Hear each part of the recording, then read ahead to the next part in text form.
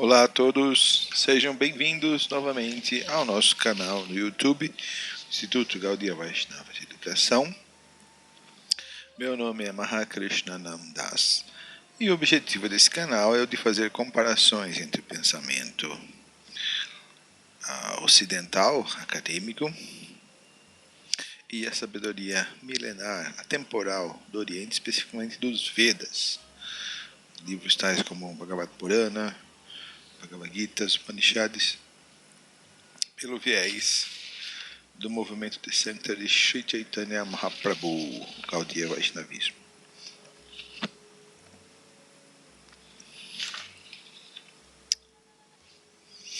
Então aqui nós estamos continuando a nossa saga, Uddhava Gita, que é uma conversa entre Krishna e Uddhava.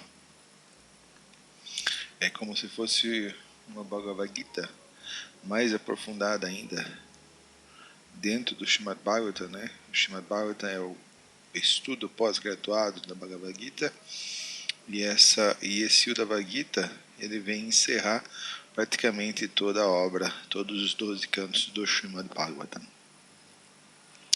Tá? Pra gente... Eu vou fazer um apanhado, Eu sei que você se lembra de tudo que você já ouviu, dos outros capítulos, Dos outros 16 capítulos, mas eu vou fazer um pequeno apanhado dos últimos 3 capítulos, No capítulo 20, Krishna falou das boas e das más qualidades derivadas por se seguirem os preceitos das escrituras, as regras e regulações dos Shastras. No capítulo 21, o Senhor Krishna explica o caminho védico. Aborda como as pessoas que não se encaixam em nenhum sistema de yoga, quer seja karma, jnana e bhakti, as pessoas acabam se tornando hostis a Deus, a Krishna, e se apegam ao processo de karma, ou atividades fruitivas, o processo materialista, ensinado nos Vedas, ou às vezes nem isso. O capítulo 22 enumera os elementos da criação material, e o capítulo termina com Krishna dizendo que só os devotos que estão fixos em serviço devocional podem tolerar as ofensas e ataques das pessoas ignorantes. Então esse capítulo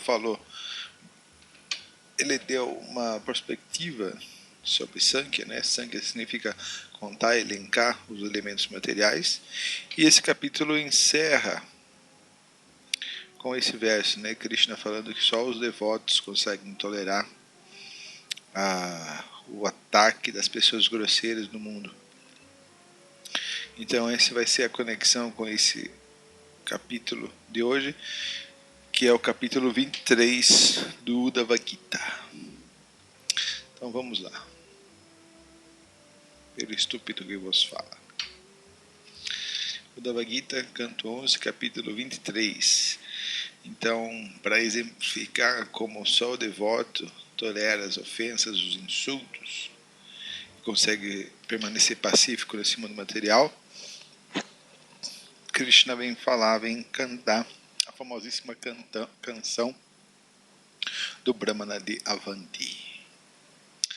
Que conexão com o último capítulo, Sri Uddhava disse: o melhor de todos os oradores, faze o favor de explicar-me como posso entender isso de maneira adequada. Referindo-se ao verso, Ó alma do universo, o condicionamento da própria personalidade na vida material é muito forte. E por isso é dificílimo, mesmo para homens eruditos, tolerar as ofensas que pessoas ignorantes cometem contra eles. Só teus devotos que estão fixos em teu serviço amoroso e que alcançaram a paz devido ao fato de residirem em teus pés e lótus é que são capazes de tolerar tais ofensas. Na verdade, esse verso foi falado pelo próprio Uddhava,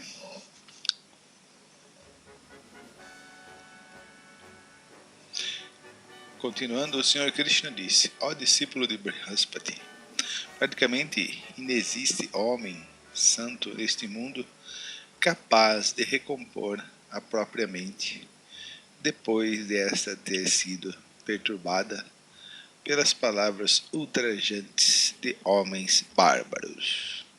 Verso 2 desse capítulo. Então aqui, Srila Bhaktisiddhanta Saraswati comenta: os devotos tentam seguir os passos das pessoas santas e, mesmo assim, os não devotos atacam-nos, pensando que vai ser molezinha só porque você está tentando ser um devoto. Muito pelo contrário, a chapa vai esquentar mais ainda. Pode correr para baixo da saia de mamãe e lá você vai ficar protegido. Apresentando argumentos irracionais, ao ver os não devotos em atividades de comer, beber e divertir-se, os devotos de mentalidade simples e pacífica ficam com o coração partido. Geralmente os devotos são pessoas simples, têm um coração muito bom ou simplesmente receberam a misericórdia de Krishna.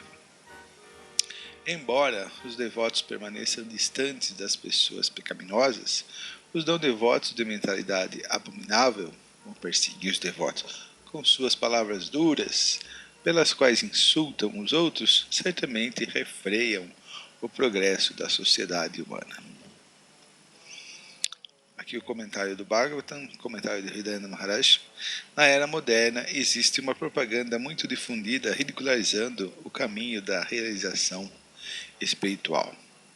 E, por isso mesmo, devotos santos sentem-se perturbados ao verem semelhante estorvo do progresso da sociedade humana. Ainda assim, o devoto do Senhor deve tolerar qualquer insulto pessoal, embora não possa tolerar ofensas contra o próprio Senhor ou contra o devoto puro do Senhor. Então essas palavras são como flechas afiadas, né? Esse verso que é icônico no Bhagavatam todo. Natatata pyate vidha pumam banais tu morma gaihi yatha tudanti morma stha Rei Asadam Parushashabaha. Flechas afiadas que traspassam o peito e atingem o coração não causam tanto sofrimento quanto as flechas de palavras ásperas e ultrajantes que se alojam dentro do coração quando ditas por homens incivilizados.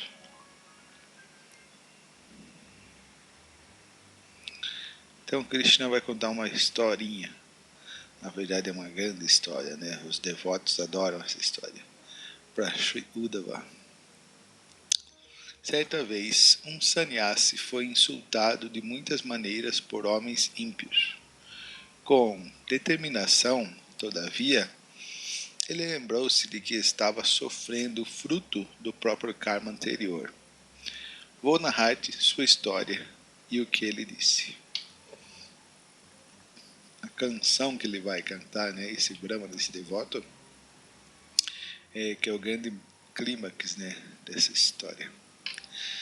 Srila Bhaktisiddhanta Saraswati diz: se o neófito no caminho do serviço devocional aos devotos puros do Senhor é atacado por pessoas invejosas, ele deve aceitar isso como consequência de suas atividades fruitivas anteriores. Ou seja, na verdade eu estou sofrendo não devido a um fator externo, mas devido às minhas más ações no passado. Então, por ter conhecimento, guiana do que é a lei do karma, o devoto se torna tolerante e pacífico. Quem se torna inteligente e deseja evitar infelicidade futura deve rejeitar a ética do olho por olho, dente por dente. Se alguém se recusa a entrar em inimizade com homens invejosos, estes automaticamente o deixarão em paz. Na verdade, isso só realmente a pessoa santa pode compreender, porque o homem comum, a pessoa comum, ela adora aquele prato frio. Qual é o prato frio? Que você come depois de um longo tempo, depois que ele já esfriou, é a vingança. Então a vingança, o retalho, ou querer espizinhar, ou querer revidar, vou te dar uma porrada, você vai ver. Então esse é o princípio que engancha, né, que gruda, que prende a entidade viva no ciclo de nascimentos e mortes. A pessoa santa, por mais que seja insultada, humilhada, espizinhada, provocada, mesmo que ela não tenha culpa, mesmo que ela tenha razão em seu ponto, mesmo assim ela abandona tudo, pensa no bem-estar do outro, fica em paz e vai se soltando do mundo material.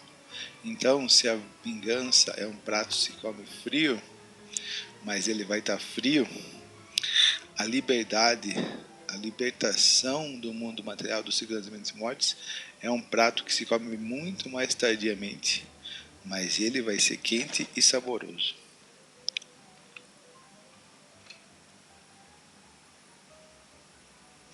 A história do Brahmana de Avanti. Peço desculpas, essa foi a única foto de um Brahmana que eu consegui, né, no Google Maps, mas dá para o gasto. Leitura dos versos 6 a 31, aqui no nosso capítulo 23 da Uddhava Gita. Aqui, tcharam, verso 6. Me lembrem depois, verso 31, quando a gente chegar lá, tá bom? No país de Avanti vivia certa vez um Brahmana riquíssimo, opulento, gordo, né? Que era dotado de todas as opulências e trabalhava no comércio. Um Brahmana Vaishya, né? Porém, era um homem avarento, luxurioso, ganancioso e muito irascível. Então ele tinha algumas prosperidades devido a um karma, mas ele também tinha muitas más qualidades devido ao karma. Uma pessoa bem mista, né? Era um Brahmana um Vaishya, né? Isso mostra que ele era bem misto. Em seu lar, destituído de religiosidade e gosto dos sentidos lícitos, ou seja, ele era tão sovina que tão mão de vaca, tão munheca de sambaia, tão pão duro, tão mão de sonrisal que se privava de todo tipo de prazer, de satisfação lícita, natural para os sentidos.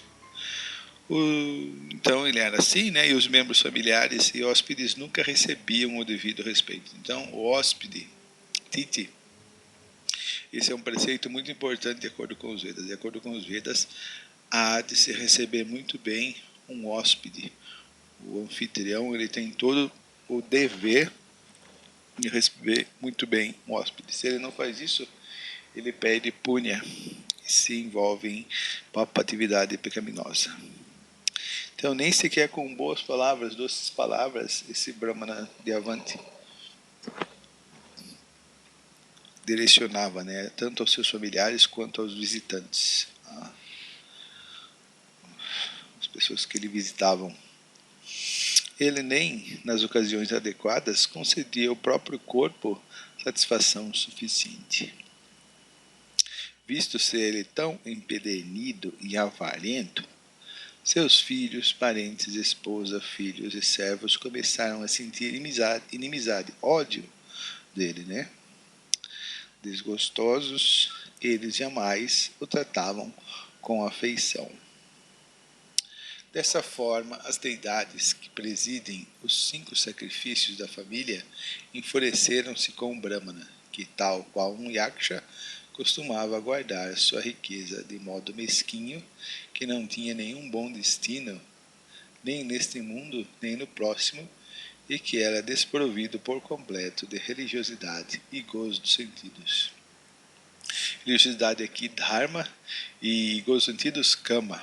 Então, esses são, de acordo com os Vedas originais, dharma, artha, kama, esses são etapas naturais da vida condicionada, da vida do ser humano.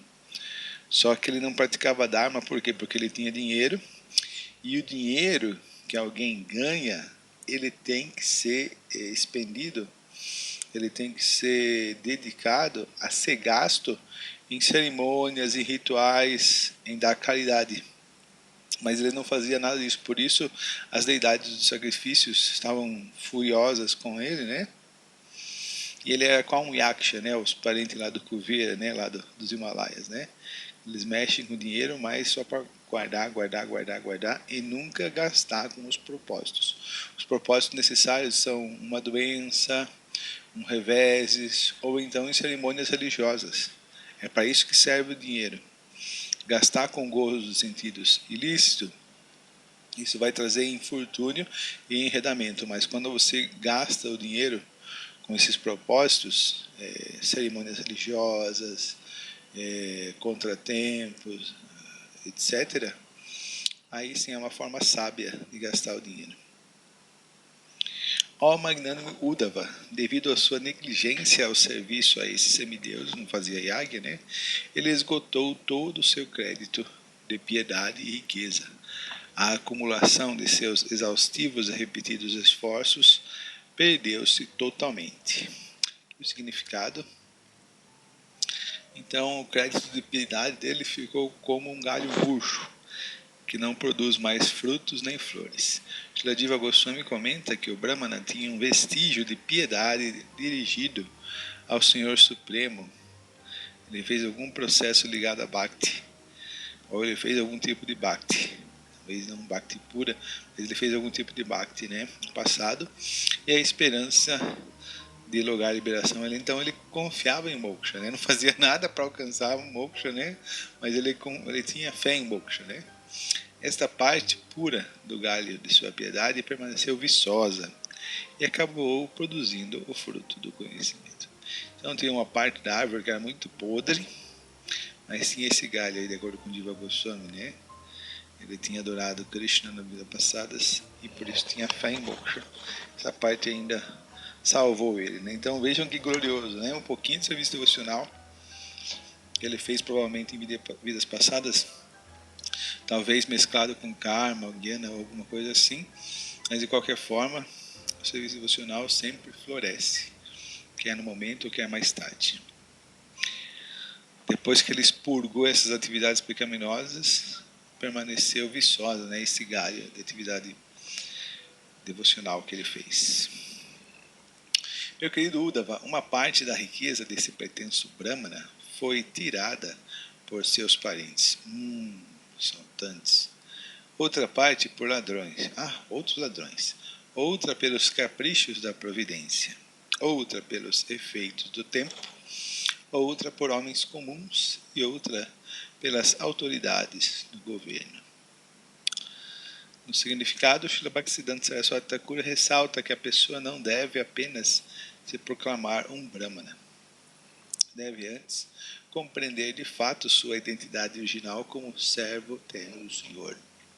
Quem se declara Brahmana, mas mantém sua mentalidade materialista, não é verdadeiro Brahmana, mas antes um Brahmana Bandhu, um amigo de um Brahmana, ou pretenso Brahmana. Verso 12. Enfim, ao perder todos os seus bens, esse Brahmana que nunca se ocupara em religiosidade nem em gozo dos sentidos, foi ignorado pelos membros de sua família. Ele então começou a sentir insuportável ansiedade. Tendo perdido toda a riqueza, vai ficar sozinho, ele sentiu imensa dor e lamentação. Começou a expurgar, né, a expiação. Sua voz ficou embargada devido ao pranto, e ele meditou longo tempo sobre sua sorte, o azar, que vai ser sorte, né, claro. Então, apoderou-se dele um forte sentimento de renúncia. Tapaswinda Mahambuddhi. Nirvedaha, palavra para renúncia. O Brahmana falou o seguinte: que grande infortúnio! Apenas infligi a mim mesmo suplício vão, lutando tanto para conseguir dinheiro, que não se destinava à religiosidade nem ao prazer material. Em geral, a riqueza dos ávaros jamais lhes permite desfrutar alguma felicidade. Nesta vida, ela inflige-lhes o próprio tormento, e quando morrem, ela os envia para o inferno. Como é pecaminoso, né, a pessoa ser avara e não gastar de maneira alguma esse dinheiro, né, só acumular. Qualquer fama pura de alguém famoso e quaisquer qualidades dignas de louvor encontradas em homens virtuosos são destruídas até mesmo por uma quantidade mínima de cobiça, assim como a atraente beleza física da pessoa é arruinada por um vestígio de lepra branca no corpo, na pele. Para ganhar, conseguir, aumentar, proteger, gastar, perder e desfrutar a riqueza, todos os homens experimentam grande labor. Tem que trabalhar, tem que ralar, meu filho. Medo, ansiedade e ilusão. Com esse dinheiro eu vou comprar isso, aquilo outro. Ilusão. Roubo, violência, mentira, duplicidade, luxúria, ira, perplexidade, orgulho, desavença, inimizade, infidelidade, inveja e os perigos causados por mulheres, jogatina e intoxicação são as 15 qualidades indesejáveis que contaminam os homens devido à cobiça de riqueza. Então esse verso e o verso anterior falam de maneira bem explícita, bem direta, né, os perigos de alguém simplesmente se ocupar em buscar cada vez mais riqueza, e assim aumentar a sua cobiça, né, e a sua consequente avareza desse mundo material, que são reveses para a alma espiritual, né? Embora essas qualidades sejam indesejáveis, os homens erroneamente lhes atribuem valor. Quando a pessoa está iludida, né, no momento, ela acha essas qualidades virtudes, se orgulha, fala bem delas. Quem deseja alcançar o verdadeiro benefício da vida deve, portanto, permanecer afastado da indesejável riqueza material. Mesmo irmãos, esposa, pais e amigos de um homem, unidos com ele por amor de imediato, romperão seus relacionamentos afetuosos e se tornarão inimigos por causa de uma única moeda. Até mesmo por uma pequena quantia de dinheiro, esses parentes e amigos ficam muito agitados e sua ira se inflama. Agindo como rivais, eles rapidamente abandonam todos os sentimentos de benevolência e num momento rejeitarão a pessoa, chegando a ponto de cometer homicídio. Mata ele, pega o dinheiro dele, vai. Aqueles que alcançam a vida humana, pela qual oram até os semideuses, aqui novamente é um elogio, né, a forma de vida humana, que nesse sentido é mais elevada que a do ser humano para alcançar a autorrealização. E nesse nascimento humano se situam como brahmanas, de primeira classe, são extremamente afortunados. Se eles, contudo, menosprezam esta importante oportunidade, estão com certeza matando Atmaha, seu próprio interesse, e assim atingem um fim muito lamentável. Verso 23. Que ser humano mortal, tendo alcançado esta vida humana, que é o próprio portão para o céu e para a libertação, ficaria voluntariamente apegado a essa morada de inutilidade. Eu estou na favela, meu pai é rico, milionário, mas eu quero ficar aqui na favela, que é da hora. Que é a propriedade material. Significado: aquilo que alguém pretende usar para o gozo pessoal dos sentidos chama-se propriedade material. Ao passo que a parafernália a ser usada no serviço amoroso do Senhor é tida como espiritual. Fica bem delimitado, né, as áreas geográficas de Yukta Vairagya e Fálago Vairagya. Aquele que deixa de distribuir sua riqueza entre as pessoas adequadas, os semideuses, os sábios, para isso que serve o dinheiro, para gastar, para ser expendido com essas pessoas, né? os antepassados dos Pitris e as entidades vivas comuns, bem como os parentes imediatos, os afins e si mesmo, está mantendo a riqueza apenas como um yaksha e cairá. Pessoas de discernimento são capazes de utilizar seu dinheiro, juventude e força para lograr a perfeição. Eu, porém, dissipei-os febrilmente no inútil esforço para obter mais e mais riqueza. Agora que sou um velho, que posso conseguir? Por que deve um homem inteligente sofrer por seus vãos e constantes esforços de obter riqueza?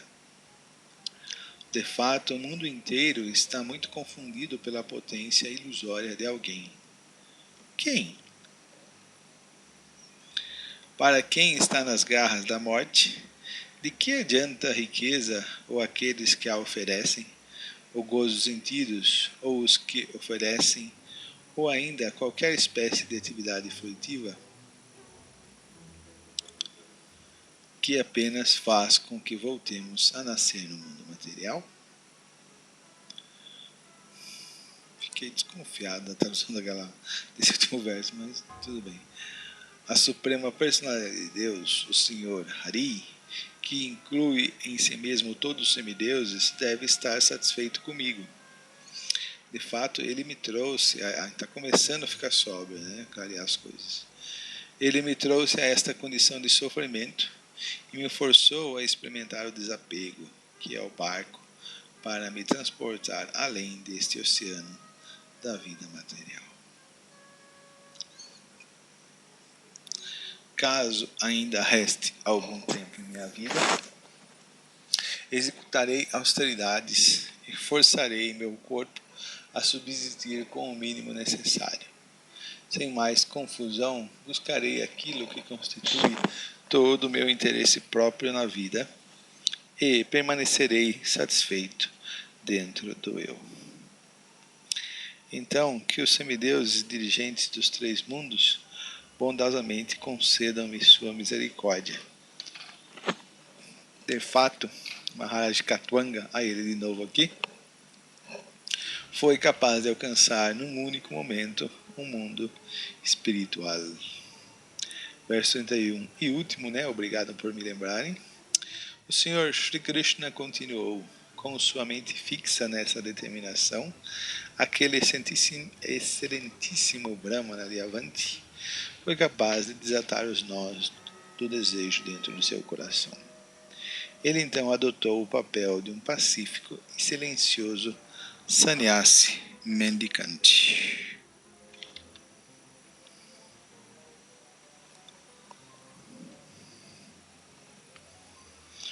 O Senhor Shri Krishna continuou.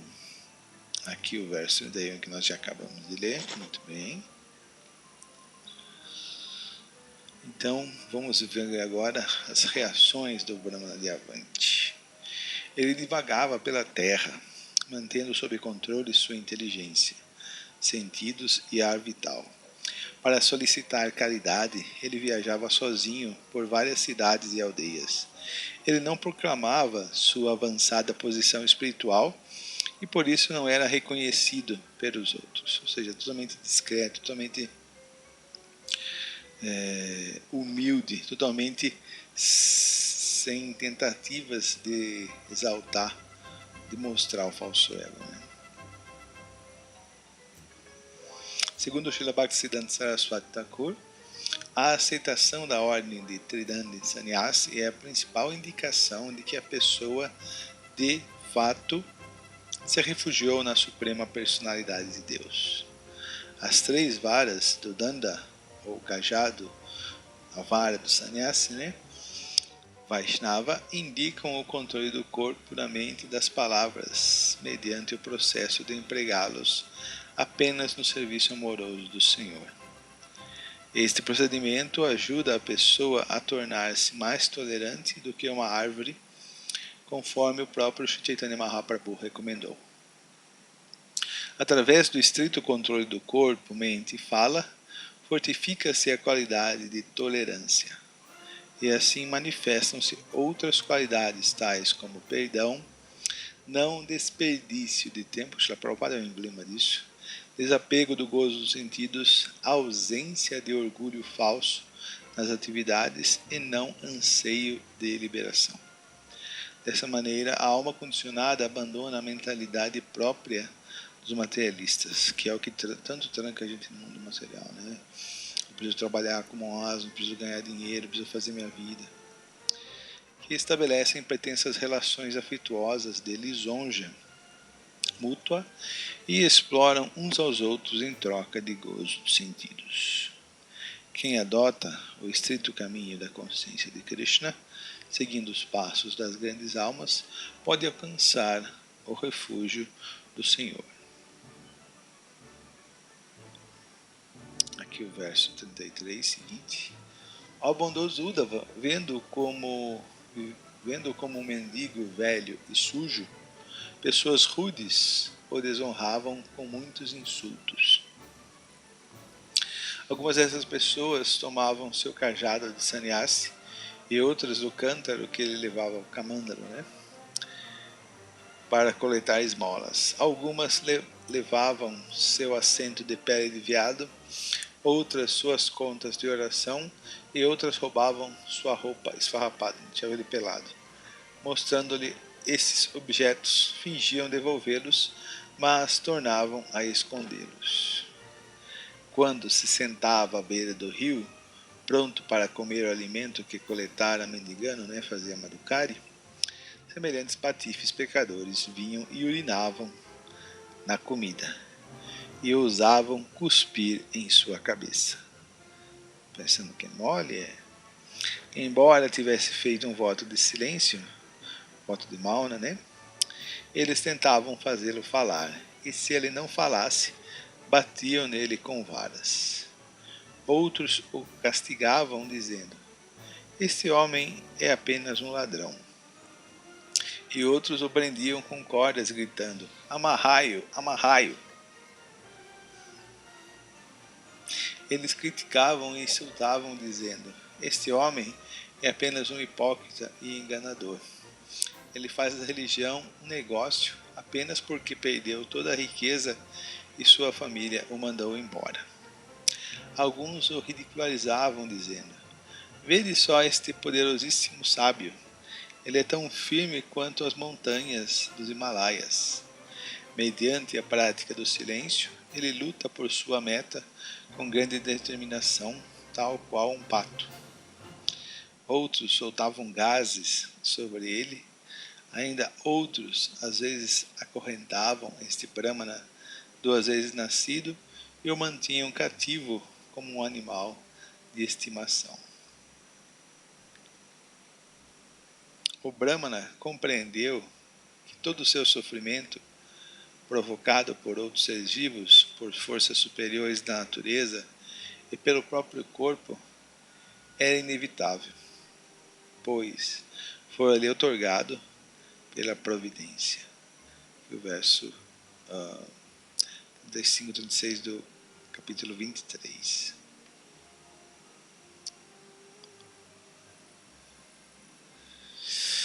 Então agora ele vai proferir a famosa canção, a canção do Brahmana de Avanti. Ouçam com atenção. Então vamos fazer uma leitura, né, dos versos 41 aos 56.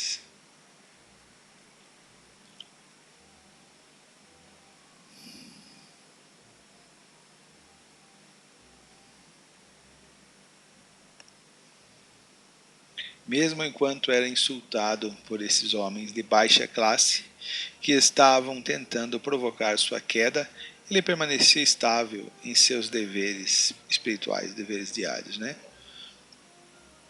Fixando sua resolução no modo da bondade, ele começou a cantar a seguinte canção: Hilari, hilari, hilarie. Não é essa não. Aqui. O Brahmana disse: essas pessoas não são a causa de minha felicidade e sofrimento. Tampouco são os semideuses meu próprio corpo, os planetas, minha atividade passada ou tempo.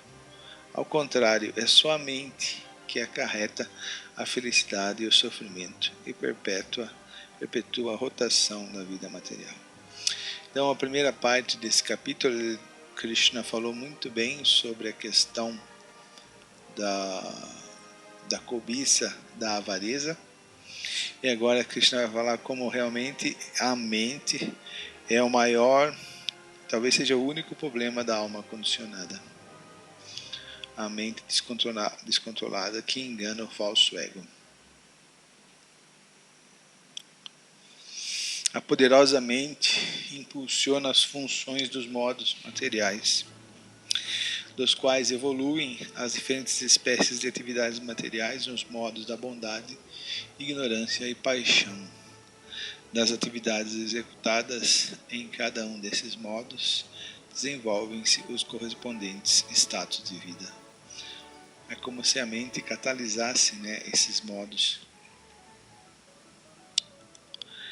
Embora presente junto com a laboriosa mente, dentro do corpo material, a superalma não se ocupa em empreendimento algum, porque ele já é dotado de iluminação transcendental.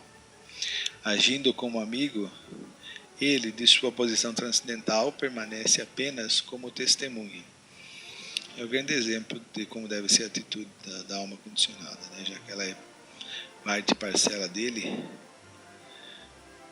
Eu, a alma espiritual infinitesimal, por outro lado, abracei esta mente, que é o espelho que reflete a imagem do mundo material. Dessa maneira, fiquei ocupado em desfrutar os objetos do desejo e estou enredado devido ao contato com os modos da natureza material.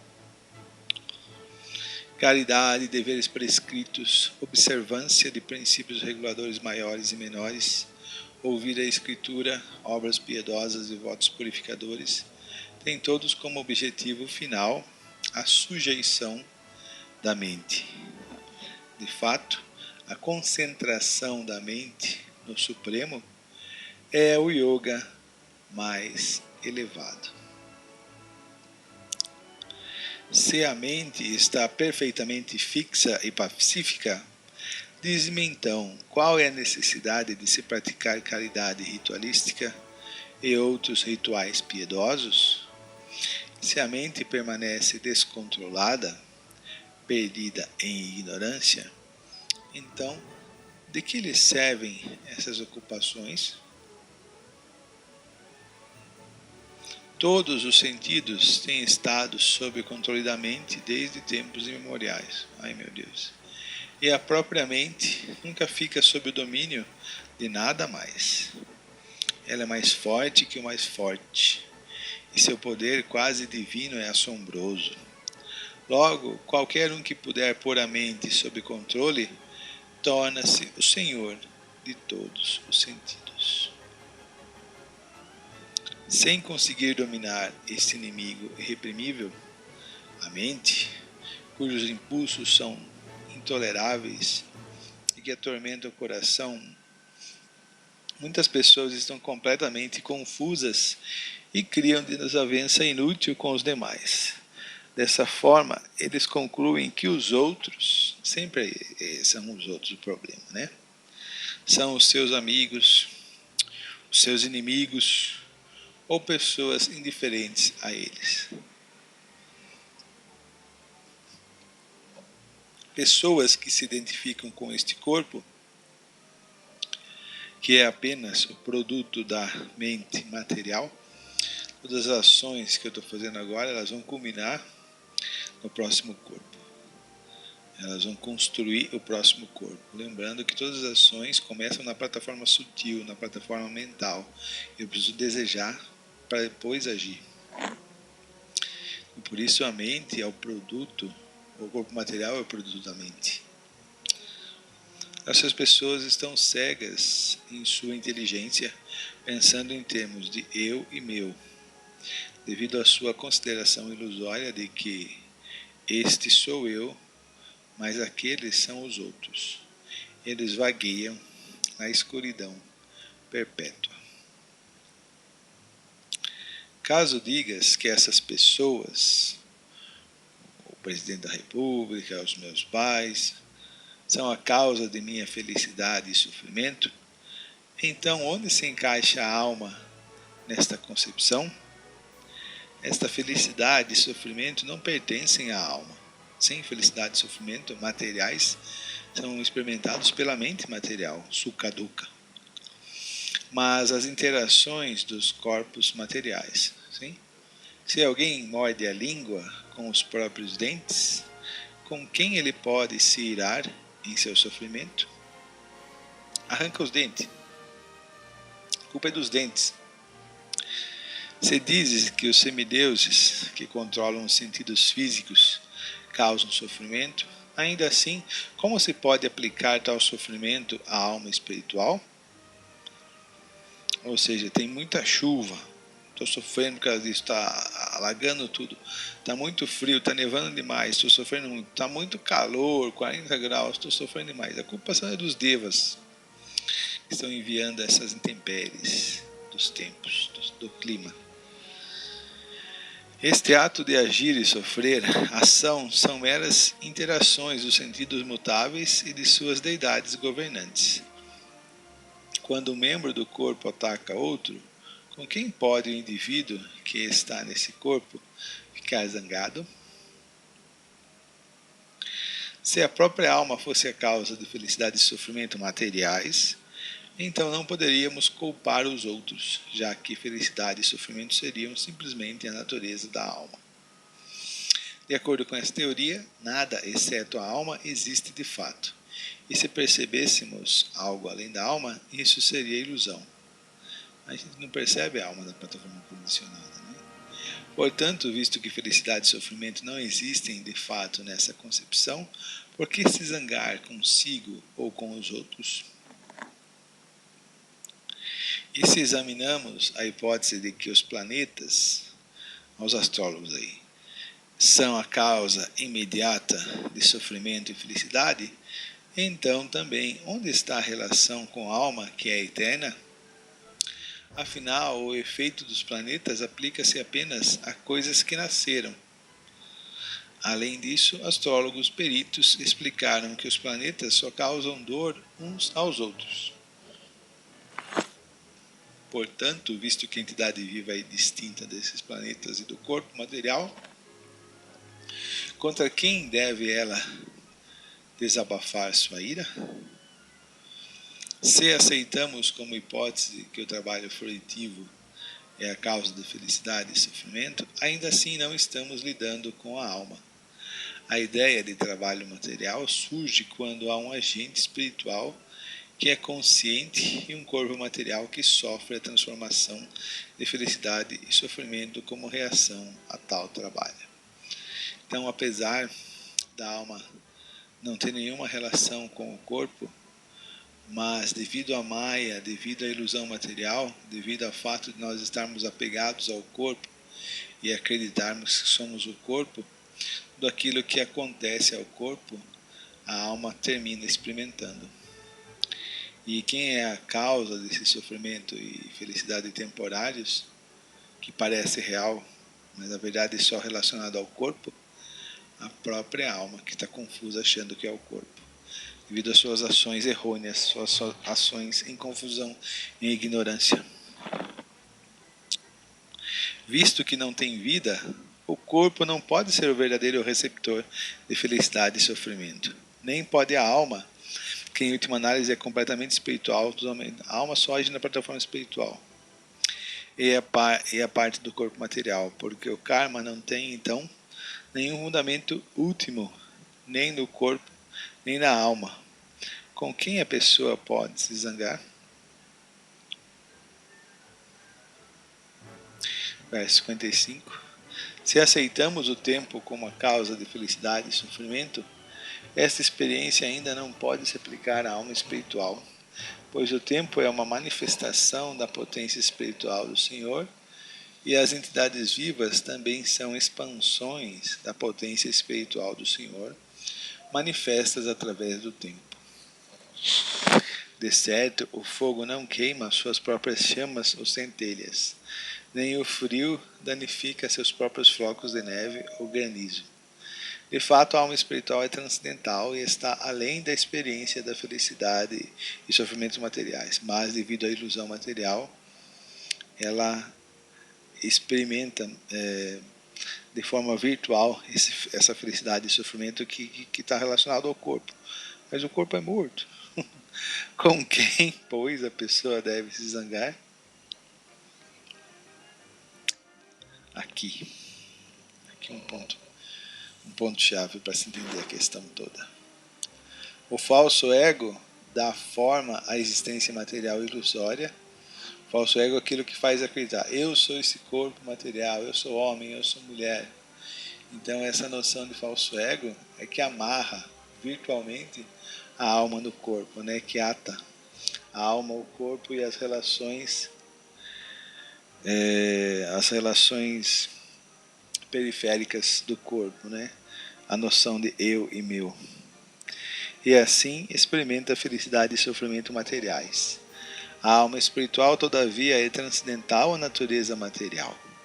Ela jamais pode ser de fato afetada pela felicidade e sofrimento materiais em qualquer lugar, sob quaisquer circunstâncias ou por intermédio de qualquer pessoa. Lembre-se do verso, né? Matrais parshas do kantayashi toshna dukkha dukkha sukha dukkha agamapaina nityais. O aparecimento temporário de inverno e verão surge devido à percepção sensorial. Então, na verdade, são os sentidos e o corpo que estão experimentando isso, né? A alma está totalmente à parte. Só que como nós estamos acorrentados ao corpo, pelos gunas e pelo falso ego, arranca a noção de que eu sou esse corpo, eu acredito piamente que eu sou esse corpo, eu experimento aquilo que está acontecendo ao corpo. Mas a alma não tem nada a ver com isso. Então, a autorrealização, a libertação vai libertar a alma desse corpo e dessas falsas noções que acontecem ao corpo. Ela vai se libertar do corpo material. Quem compreende isso não tem absolutamente nada a temer da criação material. Cruzarei um intransponível oceano de ignorância, fixando-me firmemente no serviço aos pés de lótus do Senhor. Deixa eu ver, acho que esse foi o verso último, né? Isso, 56 foi o último verso. 57, se eu não estiver enganado, já está lá no PowerPoint. Ok? Vamos ver?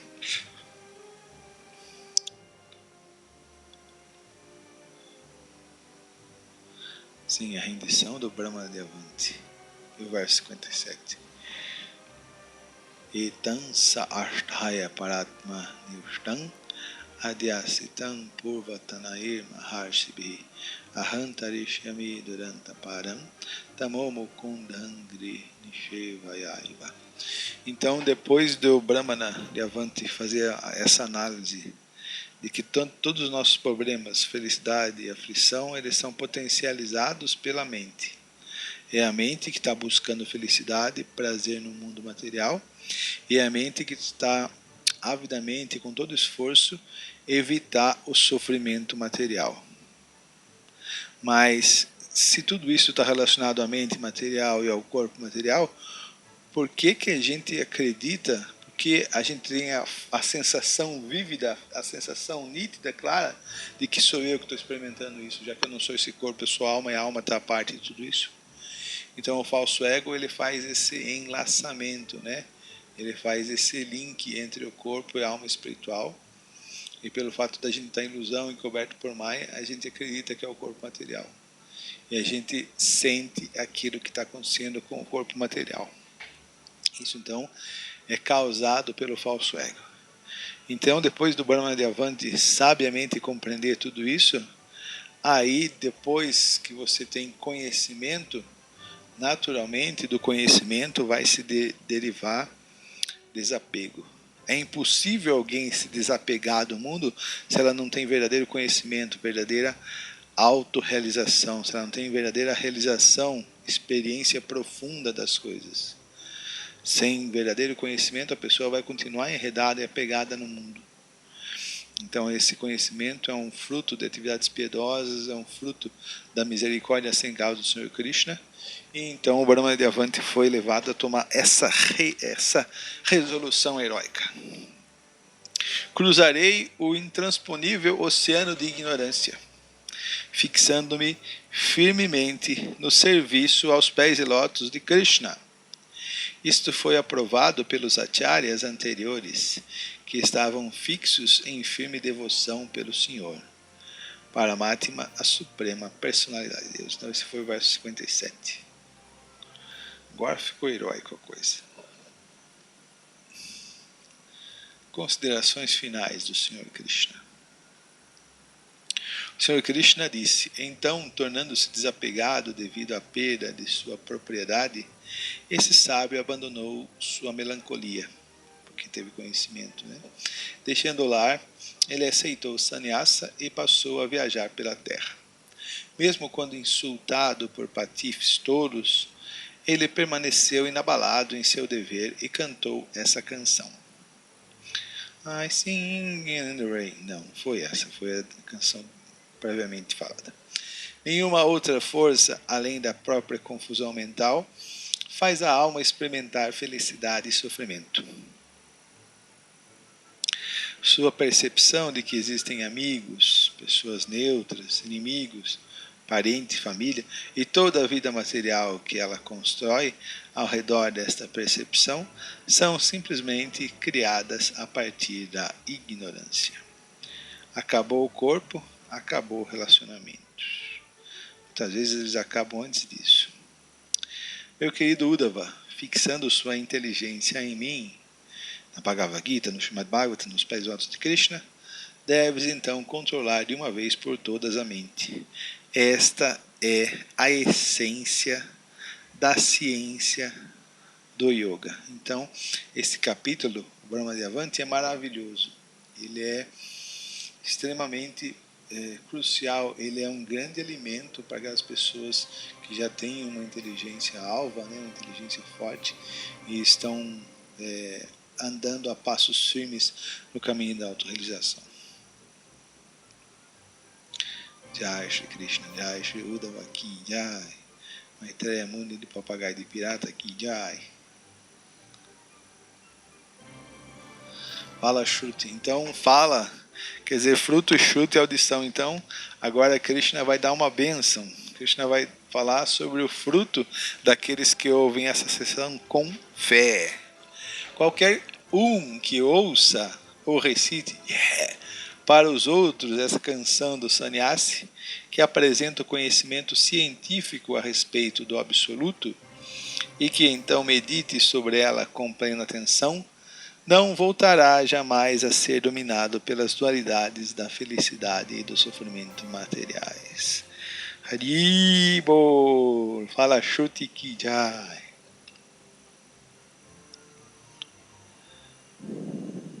Shila Prabhupada, Patita Pavana, Jagadguru Ki Jai.